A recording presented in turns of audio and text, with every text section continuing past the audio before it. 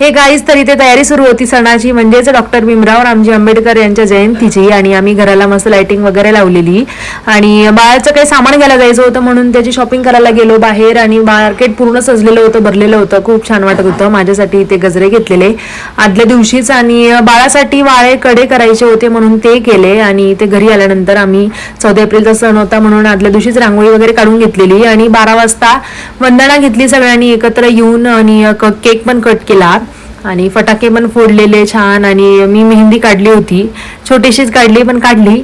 आणि मग 14 एप्रिलला सकाळी सगळे एकत्र झाले, छान वंदना घेतली, प्रोग्राम सेलिब्रेट केला आणि ते लहान मुलांनी मस्त डान्स पण केला. आणि संध्याकाळी जायचं होतं प्रोग्राम बघायला गाण्यांचा. इथे भाऊ ऑपरेटिंग करत होता गाण्यांची मस्त. आणि बाबासाहेबांची जयंती म्हणतात नाचून नाही तर वाचून सेलिब्रेट करा, पण आपण 12ही महिने वाचतोच आणि एक दिवस नाचून साजरी केली तर काहीच हरकत नाही. एवढा महापुरुषाचा वाढदिवस आपण आपला वाढदिवस चांगला साजरा करतो, मग त्यांचा करायला काहीच हरकत नाहीये. तर सर्वांना हक्काचा, स्वातंत्र्याचा, समानतेचा, संरक्षणाचा संविधानिक जय भीम.